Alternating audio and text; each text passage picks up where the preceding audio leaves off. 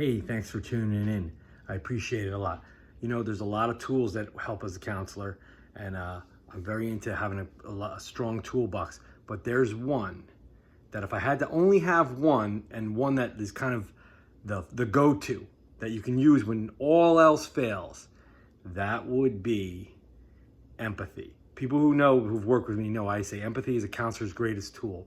And empathy really is about understanding, and it's about building bridges. And when you can do that, when you can work on your empathy skills, you can get through so many things that are challenging in the counseling world. I tell every new counselor this: take the time to understand people.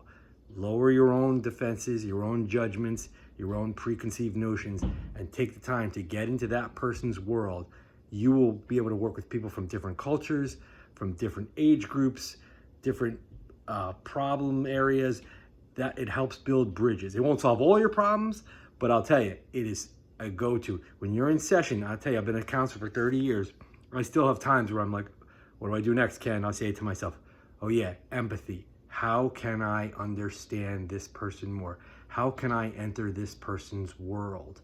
And I get into that, whether it's a 12-year-old kid or a 75-year-old grandma. How can I learn what it's like to be them? And that is the connection. And it's not just for you and them. You're working with two people. You're working with a mother and a son, or a husband and a wife.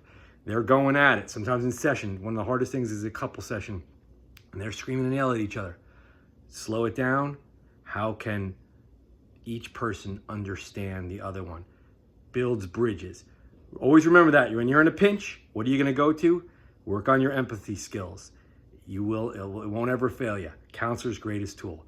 See you next time. I might do a part 2 on this one because it's so important, and there's times when empathy can be a real challenge, and I think I'll cover that in the next one. But appreciate you tuning in. Have a good one.